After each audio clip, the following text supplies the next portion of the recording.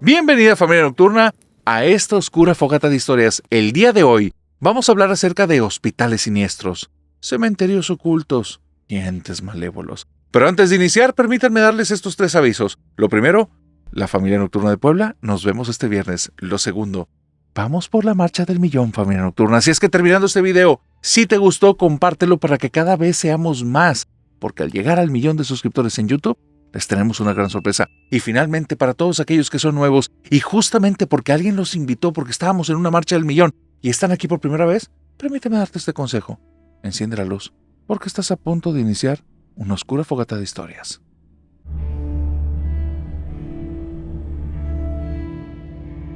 Lo que estás a punto de escuchar es la historia de la novatada más cruel, enferma y aterradora que he llegado a escuchar alguna vez. Brian es el autor de esta novatada y hasta el día de hoy está arrepentido. Me cuenta que por el trabajo en el que él está, que no podemos dar muchos datos, hay un área en la que él se encarga, que hay que revisarla continuamente, a la cual denominaremos el cementerio de aviones. No vamos a dar muchos datos porque puede haber aquí una materia como muy detallada que no hace falta y puede poner en riesgo el trabajo de Brian, pero vamos a dejarlo nada más en esta anécdota. Resulta que Brian tiene muy buen tiempo en este cementerio de aviones. Es una de sus múltiples funciones. Y él lleva tanto tiempo ahí que ha escalado dentro de su trabajo y ahora tiene como un puesto medio extraño en el que es jefe de una cuartilla, pero al mismo tiempo es jefe de un almacén. Eso hace que a veces no tenga mucho tiempo, se confunda, ande de mal humor, porque él mismo lo dice: narrador, yo no soy ni la mejor persona ni la más brillante, simplemente he estado en mi trabajo mucho tiempo, le entiendo más que otros y ahí he estado, pero la verdad es que también tengo mis actitudes y tengo mis ratos. Y tiendo yo a que todas las personas nuevas que me mandan yo les juego una novatada. Hubo uno en especial que me cayó muy mal, no lo soporté. Yo a veces soy así, cuando las personas no me caen bien, ¡ay, Dios mío! Hago todo lo posible para que los cambien de áreas, les hago la vida pesada, así soy yo. Y me mandaron un señor de unos 56 años de nombre Gumaro. Desde el nombre no me gustó, dije, no, este debe ser de una escuela muy antigua y aquí ocupamos gente moderna. Mi forma de pensar, narrador, no digo que esté bien o mal, solo pienso así. Cuando llega don Gumaro, un señor, como te digo, de 56 años, que cuando lo ves físicamente se ve alguien mucho mayor, pues resulta que don Gumaro, pues digamos que no era tan ágil mentalmente. Ocupaba que tuviera respuestas rápidas, que hiciera las cosas rápidas. No, el señor para todo se tomaba su tiempo. Era todo literal. Todo lo que yo decía lo hacía, pero con una lentitud, con una pereza, que a mí me ponía nervioso, me ponía harto, fastidiado, molesto. Y le llamaba la atención continuamente, pero don Gumaro no entendía. Aparte, le tenía que decir todas las cosas, punto por punto, porque estando ahí don Gumaro, él no iba a improvisar nada, ni le iba a dar vueltas, ni te iba a solucionar.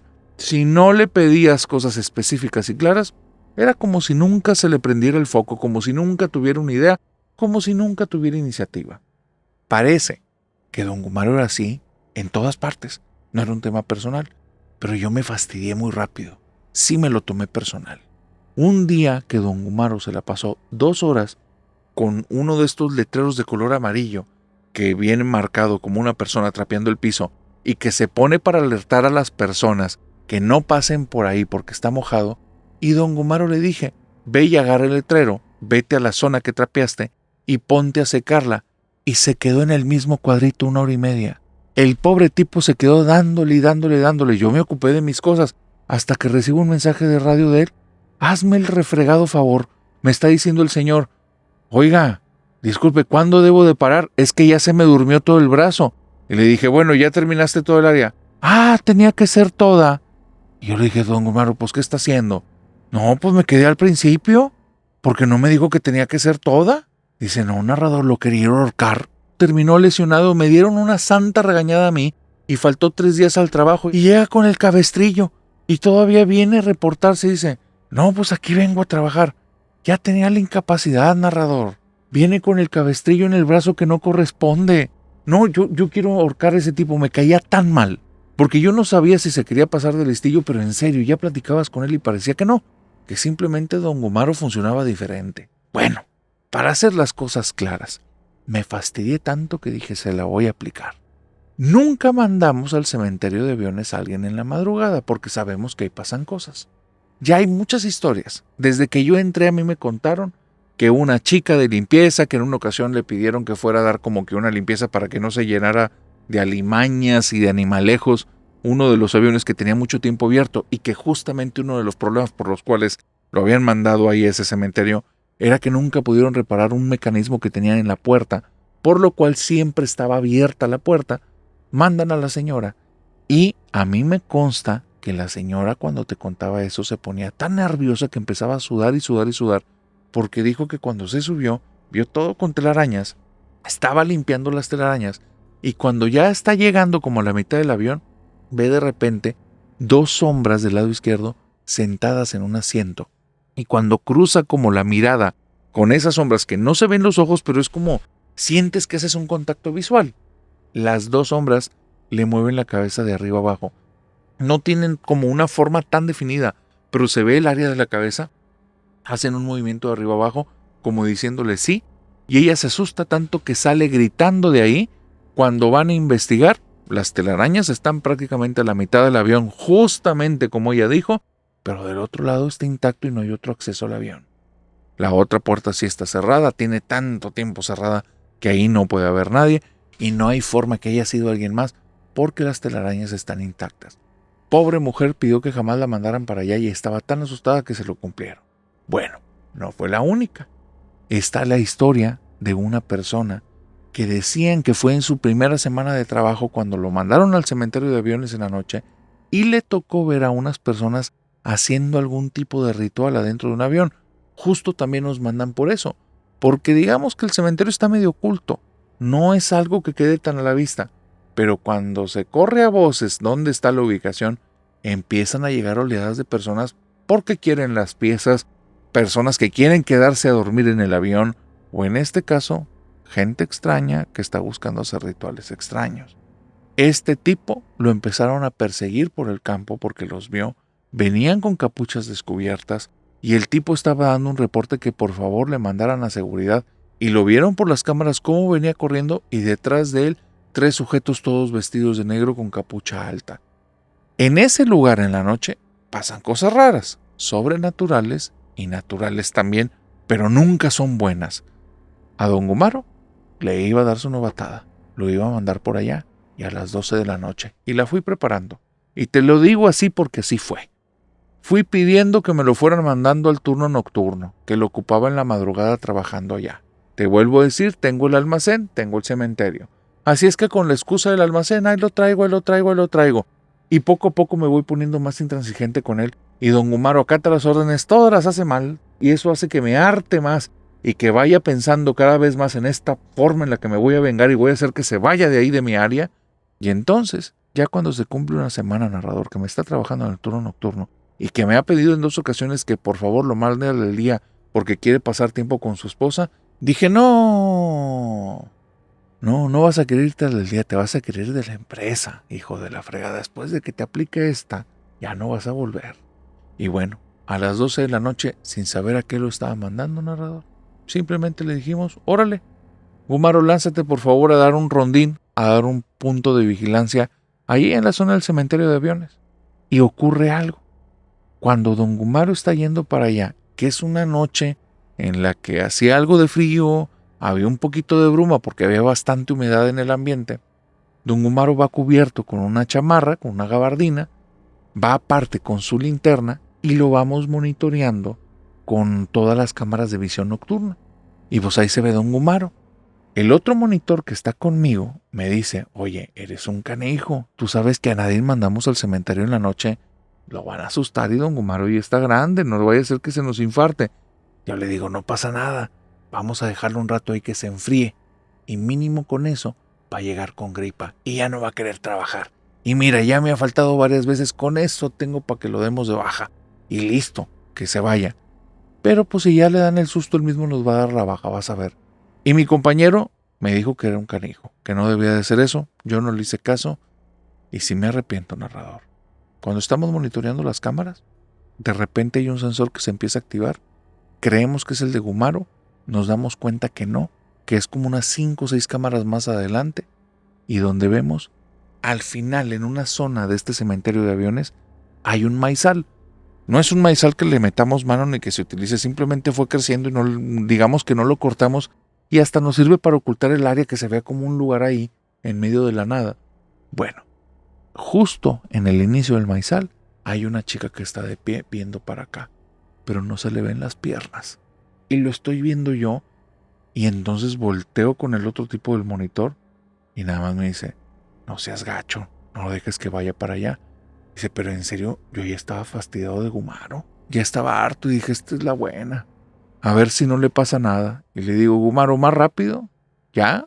Necesitamos que le des el rondín, vas un paso muy lento. Y dice, perdóname, es que hace mucho frío. Y sigue caminando bien rápido. Y me dice, ¿a dónde voy? ¿Por dónde empiezo? Le digo, ve y párate enfrente del maizal. Si quieres, quédate ahí un rato, échanos la luz y nosotros desde la cámara vemos si hay algo por ahí. Y yo dije, se va a topar a la mujer de frente. Donde esté llegando el maizal, se va a regresar corriendo. Y nada más vamos viendo en las cámaras cómo Gumaro va caminando con su lámpara. Y va pasando de cámara por cámara, de monitor por monitor. Vamos haciendo cambios dentro de la misma pantalla para poder ver estos cambios de imagen, cuando de repente nos quedamos fríos. Don Gumaro va caminando derechito hacia esta mujer, le está luzando con la luz, y entonces se para en las faldas del maizal y está a 1.5 metros de esta persona, aluzándole de frente, y no nos dice nada. Y nada más, como 10 minutos después, porque este tipo no le llega agua al tinaco, nos manda un mensaje y nos dice por el walkie-talkie, por el radio, ¿cuánto tiempo me tengo que quedar aquí? No hay nadie. Y los dos nos quedamos viendo. ¿Nos estará cuenteando este güey? Pues está ahí enfrente esta cosa. Y entonces le decimos, Gumaro, todavía estás muy lejos, da unos 3 pasitos para adelante. Narrador, estamos viéndolo en el monitor. 3 pasos, está de frente a esta cosa, de frente, y tiene la linterna así pegada, y donde justamente la linterna debió haber como metido en la panza de esa mujer que estábamos viendo, don Gumaro nos manda un mensaje, oigan, ya me dio mucho frío, se me congeló la mano. Donde nos dice eso, nos dio ya hasta vergüenza y le decimos, si quieres ya regrésate, Gumaro. El problema, narrador, es que se da media vuelta y vemos que Gumaro apaga la linterna porque se va abrazando él solo y se va metiendo golpes en la mano derecha donde traía la linterna, y entonces en las cámaras de repente ya no está la mujer y viene caminando detrás de Gumaro. Le empezamos a decir a Gumaro que sabes qué, que lo estábamos viendo con un problema que tal vez le iba a dar hipotermia y algo así, que ya se fuera a la zona de uniformes, que se cambiara y se fuera a su casa. No queríamos que se nos acercara, la traía pegada, narrador. Pues se va a su casa, no nos cuenta nada, nos falta 3 días al trabajo, dije, no, de aquí soy. Ya le dimos la baja y como al mes se reporta para ver si le damos oportunidad de regresar. Y es que nos dice, no, discúlpenme, es que después de ese día, pues anduve enfermo y en la casa andaba bien mal. Y después nos decían que había una señora caminando dentro de la casa y después mi esposa andaba toda asustada y yo le decía, ay mujer, déjame recuperar. Y ya, al final mi mujer se tuvo que acostumbrar, le dije, pues ni modo que me cambie de casa. Y pues me dijo, pues está bueno. Y entonces ya nos acostumbramos y les quería volver a pedir trabajo. Narrador, sí me había arrepentido de lo que le hice, pero jamás lo iba a volver a contratar a don Gumaro. Le dije que no, que lamentablemente había hecho una falta muy grande en la empresa, ya no lo podíamos contratar, pero que si quería le podíamos dar una carta de recomendación, y nunca me volvió a hablar. Pero ¿sabes qué? Tengo más historias de ese cementerio, y otro día te las voy a contar.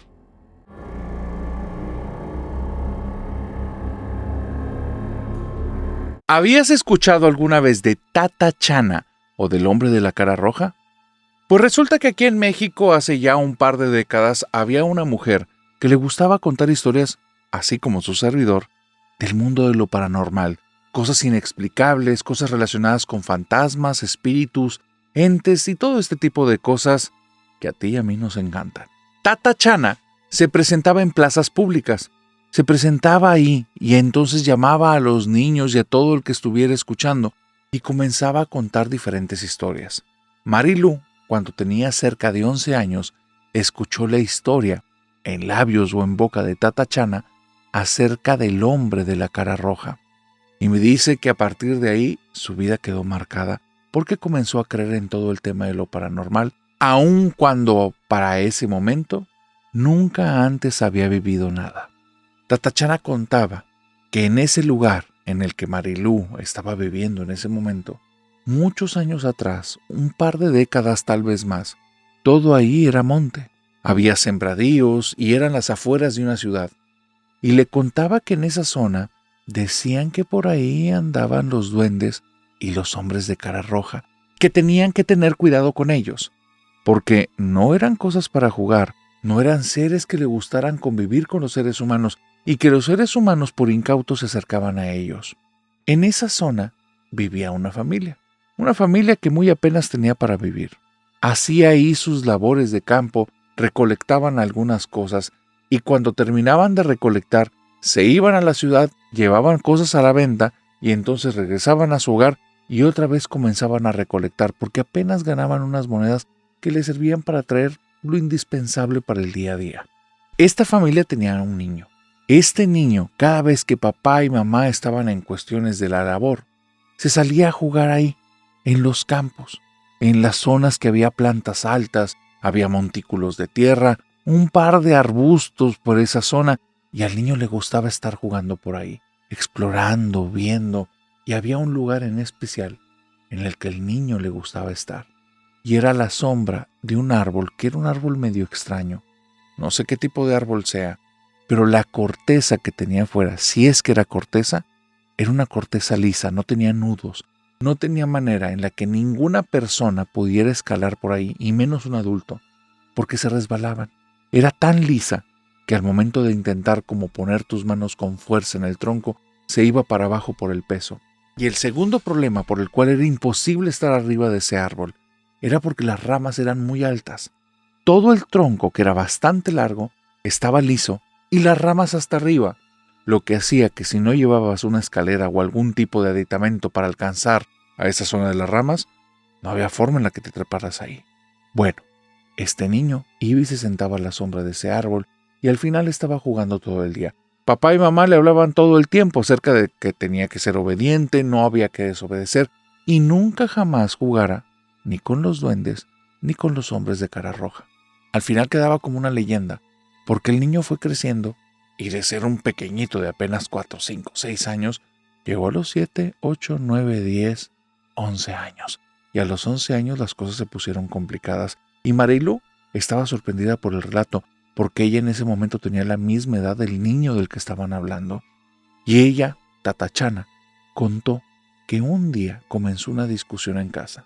El niño le había puesto más azúcar del que debía al café del papá. El papá no se podía tomar eso, pero aparte había un desperdicio y no había dinero ahí para estar desperdiciando. Entonces le dieron una regañada muy fuerte y cuando el niño muy enojado se sale de la casa, el papá le grita: y no te vayas lejos y no desobedezcas y ya sabes que no juegues ni con los duendes ni con los hombres de cara roja.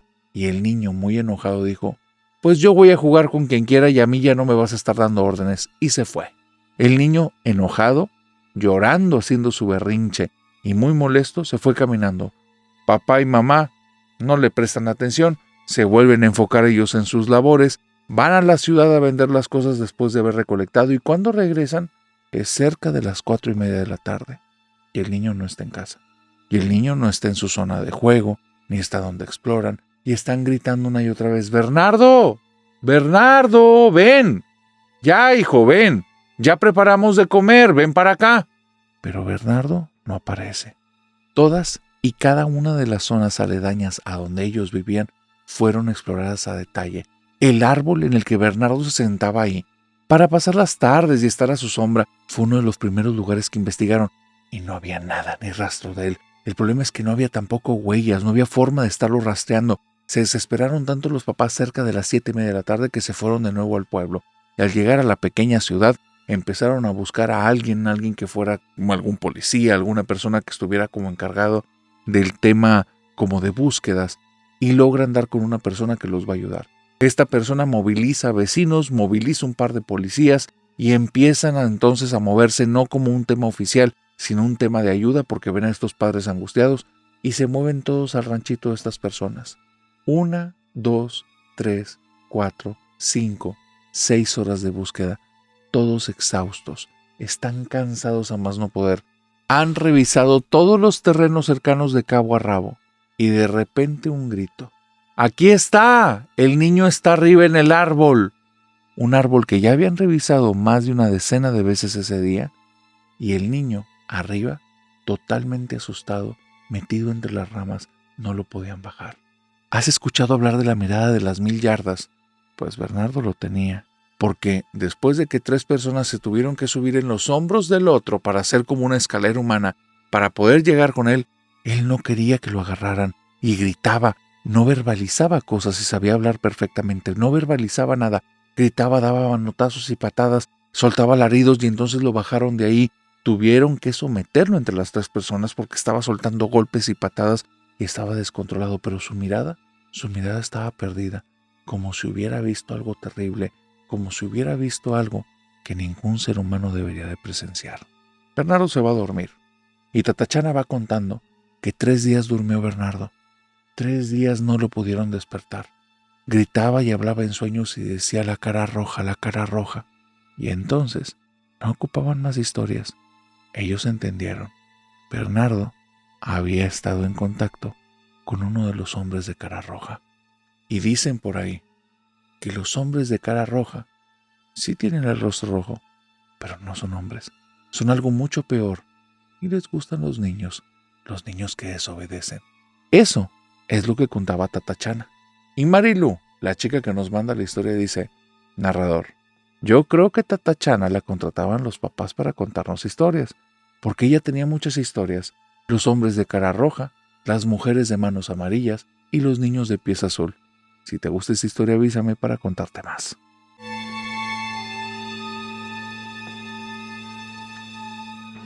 Mayra ha vivido cosas extrañas, cosas que probablemente muchos de ustedes también o han escuchado o han experimentado, pero hay algo que vivió la familia de Mayra que definitivamente nunca lo había escuchado y de aquí te vas a enterar. Resulta que Mayra es súper fan del canal y me dice, narrador, yo sigo el canal porque me identifiqué con un par de historias, pero hubo un momento en el que comenzaste a contar ciertas historias de cierta entidad que hicieron que me enojara, porque tú lo planteabas como algo malo y para mí nunca ha sido algo malo, pero déjame te cuento. Yo había vivido cosas raras en la vida. En una ocasión me pasó que tenía un novio súper celoso. Era un novio que por todo siempre me estaba haciendo como reclamos y estábamos pasando malos ratos. Yo tenía mi celular y tenía una conversación de WhatsApp con compañeros de la escuela porque estábamos viendo acerca de un trabajo y eran finales, así es que eran cosas que me llevaban mucho tiempo. Una cosa llevó a la otra. Yo dedicándole mucho tiempo al celular para la cuestión del trabajo, él con sus celos que no los podía controlar, y de repente en esos momentos, en esos días, fue un reclamo de ¿con quién estás hablando? ¿Con quién más estás platicando? A ver, ¿con quién estás saliendo? A mí ya no me vas a estar viendo la cara de tonto. Oye, y empezó a escalar la situación al punto que terminamos en gritos y en zarandeos. Yo no lo tomé bien, él definitivamente tampoco, y donde estuvo a punto de ponerme la mano encima, me fui. Narrador, a medio camino rumbo a mi casa porque me fui caminando, me doy cuenta que no traigo el celular. Regreso, él está ahí todo energúmeno, todo loco, molesto, gritando, y yo nada más le estoy diciendo, solo vengo por mi celular, pero él me está diciendo una y otra vez, aquí ni lo traías, lo cual era una estupidez, porque pues todo el problema había sido porque yo había estado platicando. Oye, pues total que este ex no me quiso regresar el celular, me voy de ahí muy enojada, y un día sueño algo bien extraño. Sueño que estoy ahí, adentro de la casa de él, pero no estoy como en mi cuerpo físico, solo puedo ver las cosas, y me estoy moviendo por la casa y tengo la oportunidad de ver lo que está ahí. Veo adentro de los cajones, debajo de la cama, y entonces en el cajón que está en una cajonera al lado de su cama, veo adentro y está ahí el celular. Y dije, de aquí soy. Voy un día que sé que él no está en la casa, me abre su mamá, la saludo, me está pidiendo disculpas por él, que ella sabe que él tiene muy mal carácter. Yo le digo, sí, señora, no se preocupe, nos vamos a reconciliar. Puras mentiras, narrador. Le dije que si me da oportunidad de entrar al cuarto porque había dejado algo ahí, ella me da permiso. La mamá de él era una muy buena persona y estaba como que muy avergonzada por los comportamientos de su hijo, del que ahora es mi ex. Me voy directo al cuarto, abro el cajón que vi en el sueño y ahí está mi celular tal cual lo vi. Lo saco y me voy. Yo he vivido cosas raras, te digo, entonces sé que estas cosas pasan. En un tiempo trabajé en una constructora Y me tocó una guardia nocturna donde teníamos que llevar como que una revisión de materiales, ya ni me acuerdo. Pero cuando estaba ahí, les pedí un espacio porque no había nada que hacer y los siguientes materiales que íbamos a recibir iban a ser casi 4 horas después. Les pedí que me dieran oportunidad y yo me fui a dormir como a una caseta que teníamos de vigilancia. Les dije que si se ocupaba algo me despertaran. El equipo estaba de acuerdo. Digamos que nos hacíamos rondines para echarnos la mano, o sea, cada quien un turno. Voy, me quedo súper dormida, pero súper dormida, y de repente cuando abro los ojos, todavía no hay luz del sol, veo a lo lejos las personas trabajando, yo estoy somnolienta y escucho al lado mío a una niña que se está riendo. Me pone la piel de gallina, narrador. Son menos de las 6 de la mañana, a las 4 o 3 de la mañana. ¿Qué demonios va a estar haciendo una niña ahí en una construcción? Aparte, cómo se metió, el lugar estaba bardeado, estaba cercado. Entonces volteo, o más bien lo intento, y me doy cuenta que no puedo mover el cuerpo, solo puedo mover los ojos, y veo que al lado mío sí está como la mano de una niña, pero la mano está tan blanca que yo sé que esa cosa ya no está viva. Me empieza a dar mucho miedo, intento cerrar los ojos, pero no puedo, los párpados los tengo duros. El lugar en el que estoy se empieza a sentir mucho frío, hasta que alguien abre la puerta y suena la carcajada de una niña. Esta persona se asusta, pega un grito y gracias a ese grito, como que me logro despabilar, me levanto y salgo de ahí caminando. Los dos, mira, nos vimos con una cara de miedo que entendimos que mejor ni hablar del tema. Ya no volví a saber de esa niña, no escuché que nadie más viviera eso, pero te vuelvo a decir, he vivido cosas raras. Pero hay algo, narrador. Como te digo, hay algo que me pasó con tu canal, que cuando lo escuché me enojé. Y no fue hace mucho tiempo porque yo apenas te conocí por las fogatas, pero empecé a hacer el maratón, empecé a verte desde los primeros episodios. Y no recuerdo qué número de episodio es, pero era de esos cuando tú no aparecías, que sale un chavo que buscaba tesoros con su papá y cuenta una historia acerca de un tesoro que estaba enterrado y que según esto los estaba persiguiendo el charro negro, que les quería hacer daño. Y cuando escuché eso, narrador, no tienes idea del nivel de coraje que me dio. El problema es que no te mandé ningún mensaje. Seguí escuchando videos y empecé a escuchar una y otra vez puras historias de terror del charro negro y entonces ya no entiendo qué está pasando. Quiero decirte que para mí, para mi familia, nosotros le rezamos al charro negro. Y te voy a contar por qué, porque nos sobran motivos. Mi abuela nos cuenta que ella cuando era joven, en ese tiempo mi abuelo era un borracho empedernido, mujeriego y jugador. Así como dicen las canciones, era un tipo que todo el tiempo estaba haciendo zafarranchos, problemas por aquí y por allá, infiel a más no poder, un tipo en el que no podías confiar, pero cómo le gustaba la fiesta. Mi abuela ya tenía 3 huercos, y entonces el abuelo la dejaba sola para irse de parranda, y cuando regresaba y la abuela le reclamaba algo, le agarraba a golpes, narrador, como te lo digo. Sí, sin ponerle más trapujos, la agarraba a golpes y la sacaba arrastrando de la casa estirando por el cabello. Una situación horrible. Para que sepas, yo nunca conocí a mi abuelo. Nunca. Y dice mi abuela que en una ocasión él vino tan tomado y llegó tan agresivo y ella estaba tan enojada que las cosas se pusieron muy mal de manera muy rápida. Este tipo la golpea 2 veces, dice ella, que casi pierde la conciencia, la está sacando a rastras del lugar. Ella es ahí cuando toma la conciencia por la cantidad de dolor que tiene en la cabeza. Entonces empieza a gritar auxilio, empieza a pedir ayuda y ve que sí hay personas ahí, pero las personas, unas se santiguan y otras le voltean la cara. ¿Por qué? Pues porque algo ha de haber hecho la señora. Dice que ella se enojó tanto, pero se molestó tanto, que dijo, aunque sea el mismo diablo, pero que me ayude. Y que se empezó a escuchar a los segundos un jinete. El abuelo la dejó de arrastrar. Ella probablemente dice que ese iba a ser su último día porque el abuelo estaba tan enojado que parece que le iba a empezar a golpear hasta que se cansara y ella ya no le iba a contar. Pero el jinete viene llegando, el abuelo se queda congelado, la suelta y de repente al lado del abuelo se para un caballo negro con un charro todo vestido de negro. El tipo que está ahí no se le ve la cara, no se le ven las manos. Mi abuela también está muy golpeada y está en el piso. Y nada más se le acerca a mi abuelo y le metió una santa friega. Dice mi abuela que nada más escuchaba a mi abuelo gritándole, detente, detente, para. entre golpe y golpe, narrador. Lo surtió como no tienes idea, a patadas en el piso contra una pared. Horrible, horrible, fue horrible. Y mi abuela, estando ahí en el piso, dice que nada más sintió que alguien la agarró del hombro y le empezó a hacer fuerza para que se parara, le dio 2 palmadas en la espalda y Ginette y Caballo se fueron y nunca los volvió a ver.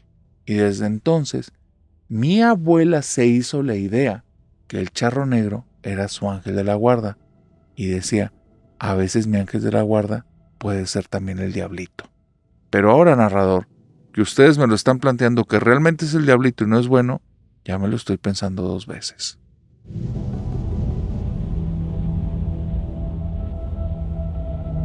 ¿Has escuchado la historia del fantasma hacendoso?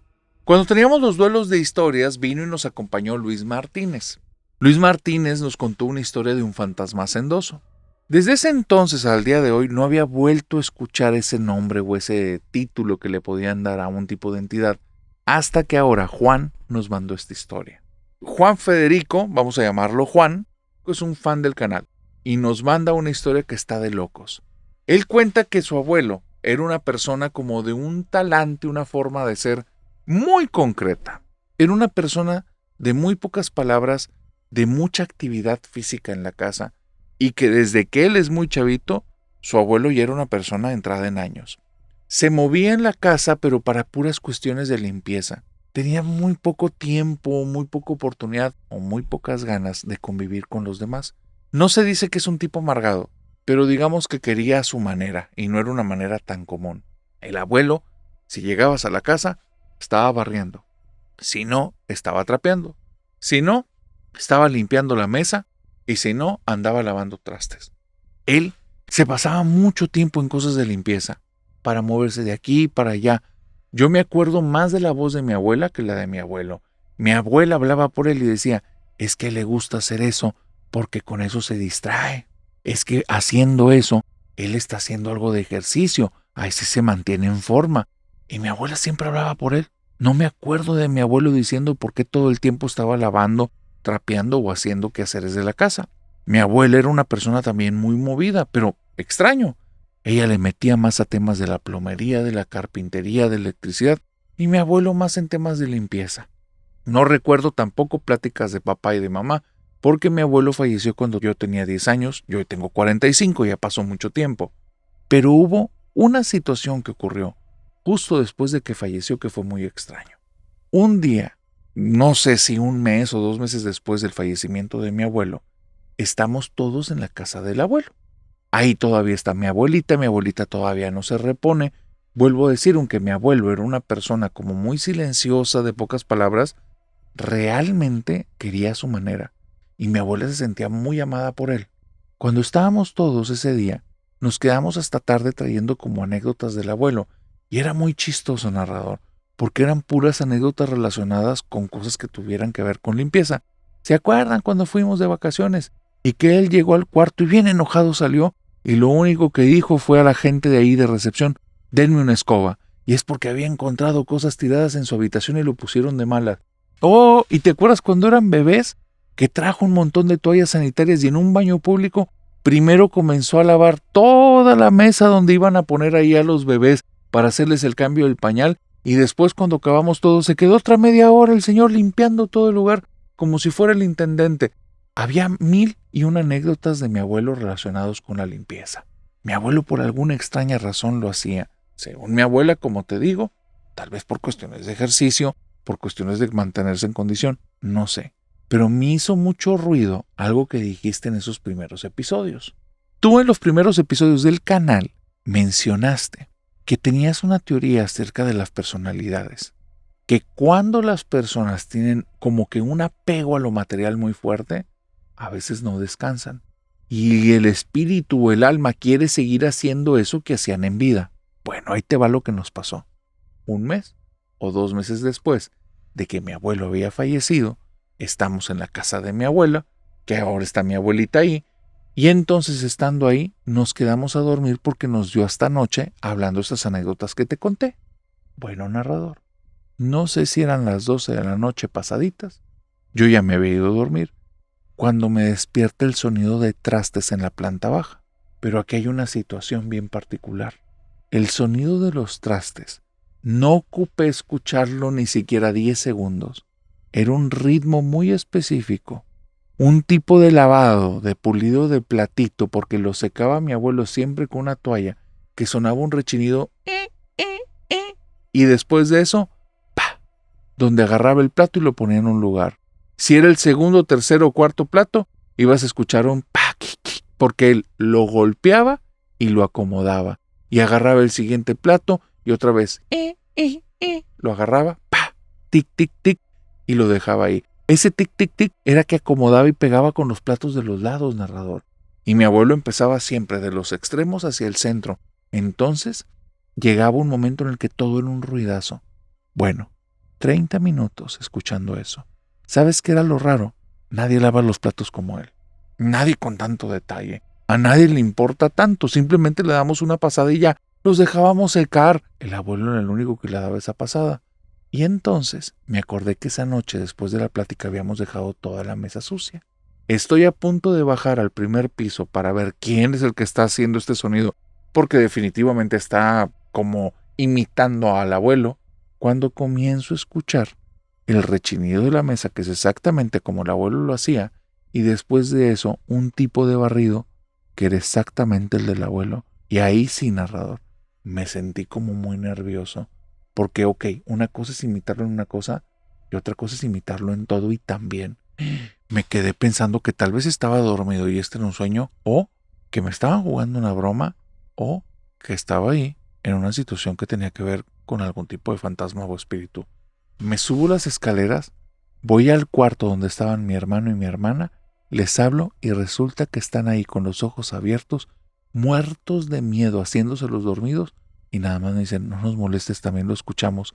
Voy al cuarto de mi abuela, en la que también se están quedando mis papás, mi papá tirado en el piso, mi mamá dormida al lado de la abuela, y los tres están hablando en lo bajito, la abuela diciendo, ya dejó el sonido, se me hace que ya se fue, y mi mamá diciendo, ay papá, ya descansa en paz. No tienes idea, cuando escuché a mi mamá decir eso, cómo me puse. Me sentí, pero vacío, me sentí que me caía por un acantilado. Por un momento me di cuenta que mi abuelo había regresado del otro lado para lavar los platos y limpiar la casa. Después de ese día, narrador, comencé a rezarle todos los días en la casa de la abuela, cada vez que tenía oportunidad, y le decía, abuelo, ahora nos vamos a encargar de la limpieza, usted ya descansa en paz. ¿Y sabes qué, narrador? Después de 3 o 4 días dejaron de escucharse esos sonidos. Y sí, si te lo estás preguntando, la casa estaba más limpia todas las mañanas, como si el abuelo estuviera haciendo ahí la limpieza de madrugada. Y ese día, cuando dejamos el mugrero, los platos que sonaron estaban limpios todos en el lugar en el que siempre los dejaba él. Así es que bueno, le quitamos el trabajo ya al abuelo y espero que ahora ya esté descansando en paz.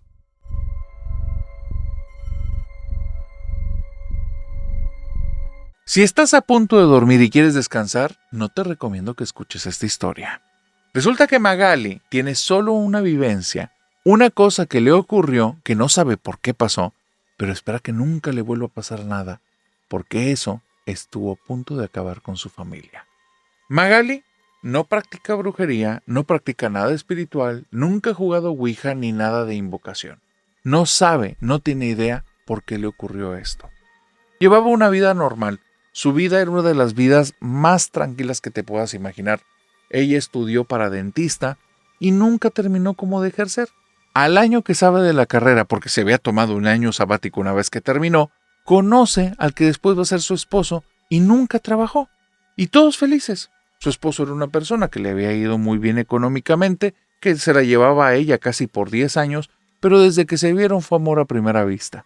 Magali y él llevan juntos 5 años. Y acaban de tener su primer bebé. Su bebé tenía más o menos en ese entonces, en el entonces de lo que pasó, más o menos unos 4 mesecitos, más o menos. Y dice ella que tenía una vida normal, ama de casa. Desde que se casó, su vida era estar en la casa, tomaba algunos cursitos fuera de la casa, pero era realmente para entretenerse. Se embaraza y cuando ya se embarazó, prácticamente su vida era el niño. Era una vida como muy convencional, muy a la antigüita, y Magali estaba muy feliz con eso. Ellos dos no son personas religiosas, pero de ninguna religión. Y no vienen tampoco de familias religiosas. No es un tema importante, por eso no entiende qué carajos pasó, por ningún lado le encuentra. O tal vez es justamente eso lo que provocó lo que está viviendo. No sé, al final me dices lo que opinas, pero ahí te va. Ella se va a dormir y está acostada en su cama. Un día normal, de una semana normal, de un mes normal, de un año normal. Cuando ella está acostada en la cama, que su rutina es, voy con el bebé, lo arropo muy bien, lo dejo en su cuna, que es una cuna muy alta, me voy a mi habitación y me duermo. El bebé ya se ha acostumbrado a dormir toda la noche para este punto.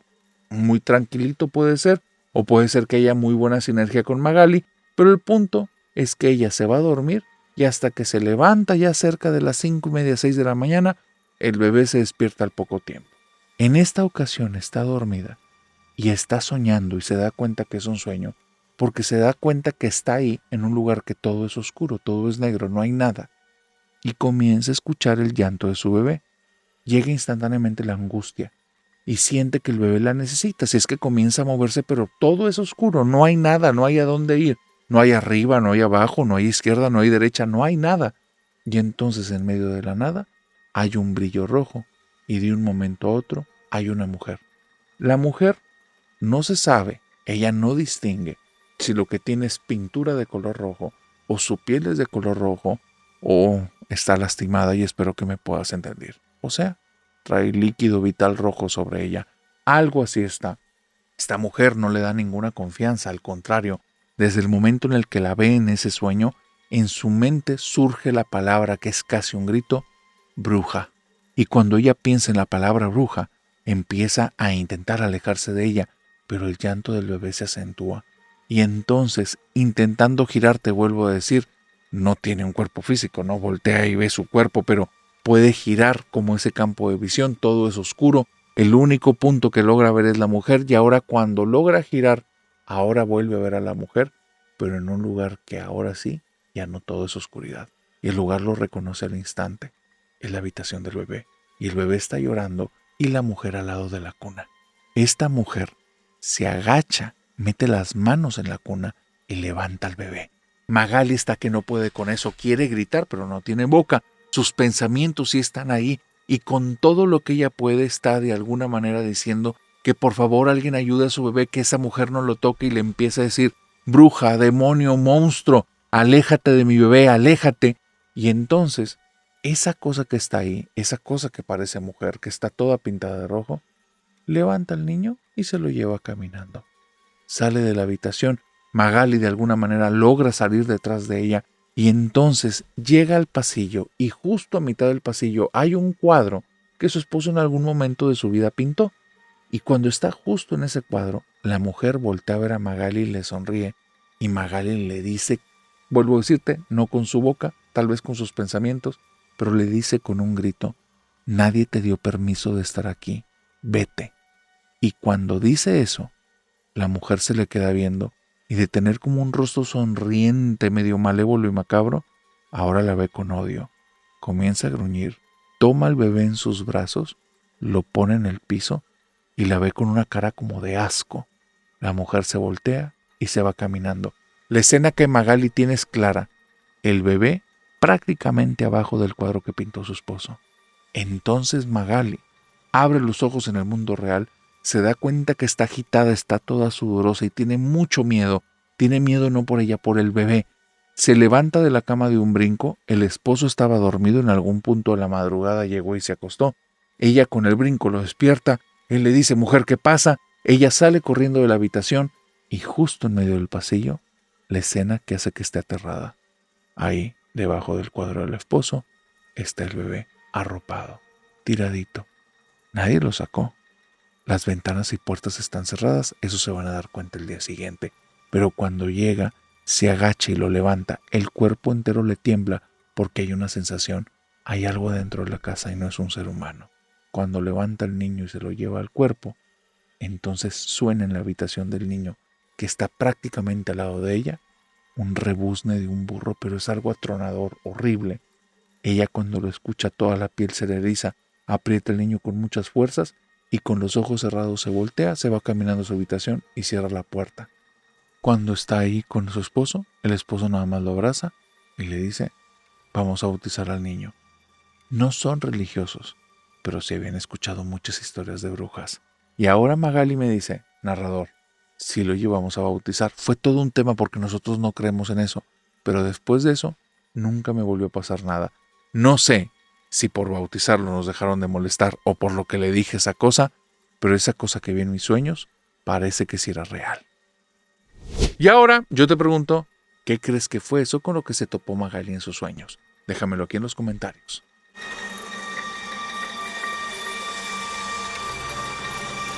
Esta historia es del hospital más embrujado que existe en México.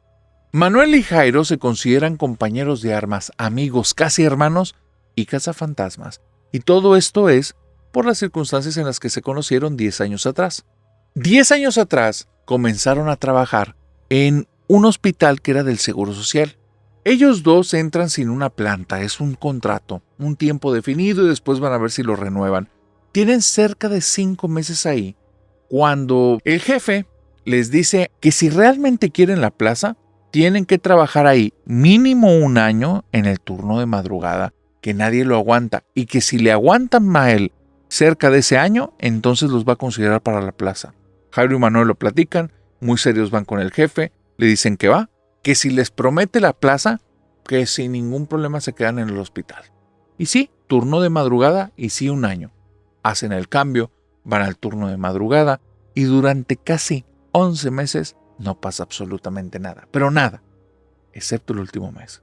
Para el último mes ya hay rutinas. Ya saben qué días son los que se puede llenar entre semana, ya saben que en ningún momento digan que les vaya muy bien en la noche, que tengan como muy poco trabajo, que las cosas marchen con tranquilidad, porque esos días van a ser los peores. Ya también saben cuando hay algún paciente que va a ser problemático, cuando va a haber situaciones ahí que pueden ser escabrosas. Conocen todos los ruidos del lugar, saben que hay zonas que parecen que hay movimientos y no, son aires que vienen de los ventiladores que como las instalaciones ya son viejas, salen por, digamos que se cuela por algún lado y mueve cosas, papelitos, plumas, cositas así. Pero para ellos no hay nada fantasmagórico, son puras leyendas e historias. Excepto un viernes. Un viernes, cerca del cierre del año, en el que las primeras horas de este turno fue un caos absoluto, lleno de personas, un montón de emergencias, trabajo de aquí a allá, habla para esto y para aquello y muévete y papelerías y trata con el paciente y trata con el doctor y es que las cosas vengan como que a cierto punto. Pobre Jairo y pobre Manuel, aunque ya tenían experiencia, ahí sí los tupieron. Estaban tan cansados que llegó un momento en el que Manuel le dice a Jairo, ¿sabes qué? Voy a dar una ronda por los pasillos, si quieres al rato alcánzame, necesito despejarme.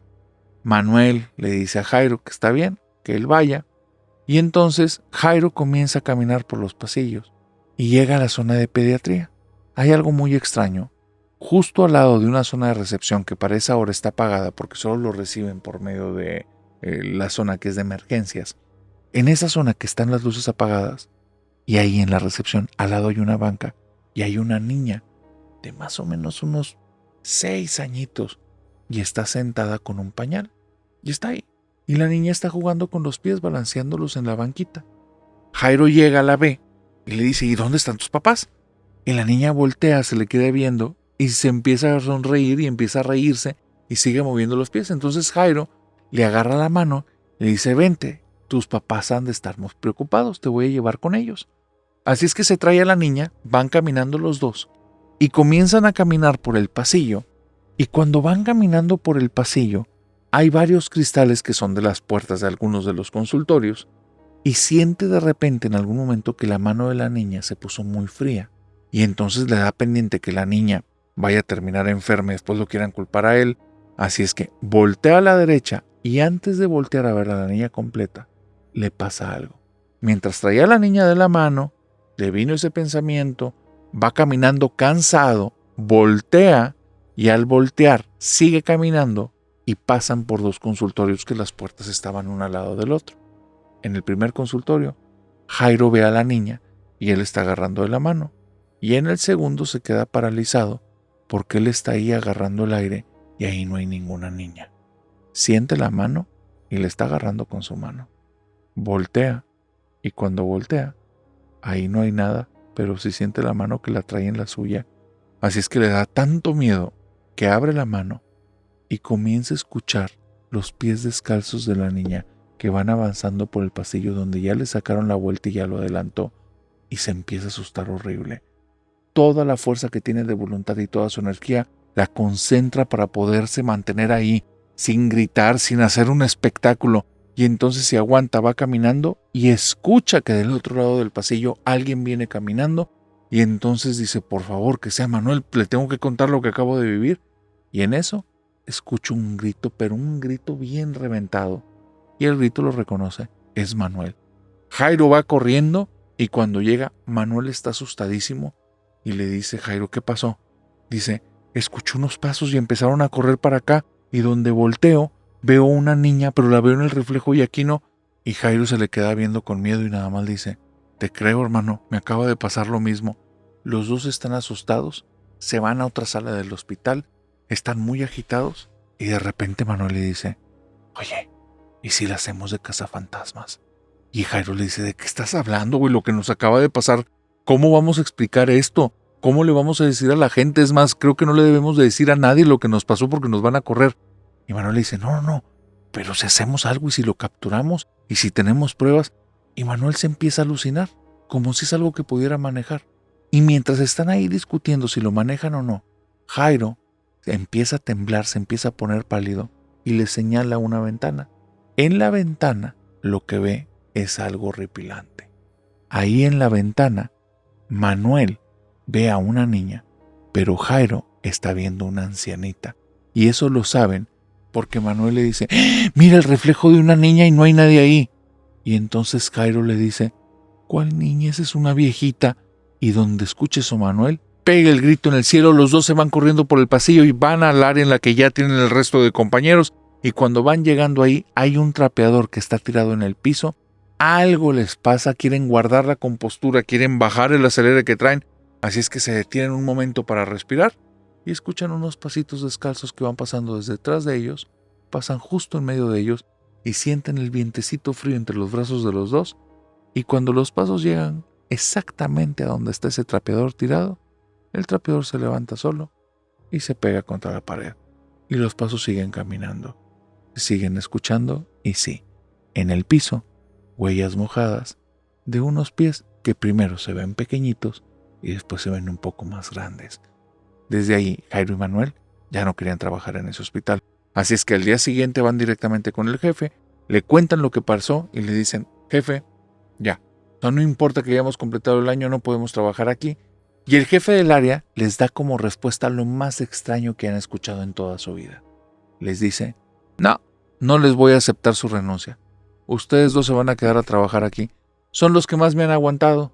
Así es que, ¿saben qué? Los voy a mandar al piso de arriba.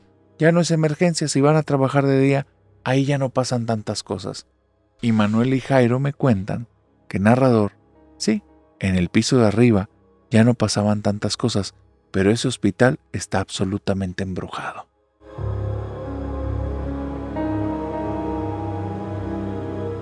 Y con esa historia, querida familia nocturna, hemos llegado al final de esta oscura fogata de historias. Pero antes de terminar, permítanme preguntarles, querida familia nocturna de Puebla, ¿ya están listos para el evento de mañana? ¿Están listos para la fogata en vivo? Porque se va a poner muy bueno este espectáculo. Aparte de eso, si es la primera vez que estabas aquí y lograste sobrevivir a la fogata de una, házmelo saber en los comentarios para que la querida familia nocturna te pueda dar la bienvenida y, ya sabes, para que seas parte de la familia, suscríbete, sigue nuestras redes y si te gustaron las historias, comparte este video para que cada vez seamos más en esta familia, la familia más oscura y más chida de todo internet, porque ¿sabes algo? Ya estamos cada vez más cerca de llegar al 1,000,000 de suscriptores en YouTube y gracias a que lo compartas llegaremos más rápido. Una vez dicho esto, de aquí a que nos veamos en el Sábado de Sombras, que no sé si va a caer en sábado, en domingo o en viernes, muy probablemente en sábado o en domingo, pero de aquí a que nos veamos en el Sábado de Sombras o en el episodio del próximo lunes, te deseo que tengas dulces pesadillas. Bye bye. Y si vas a las fogatas en vivo, las dulces pesadillas las vas a tener ahí. Bye bye.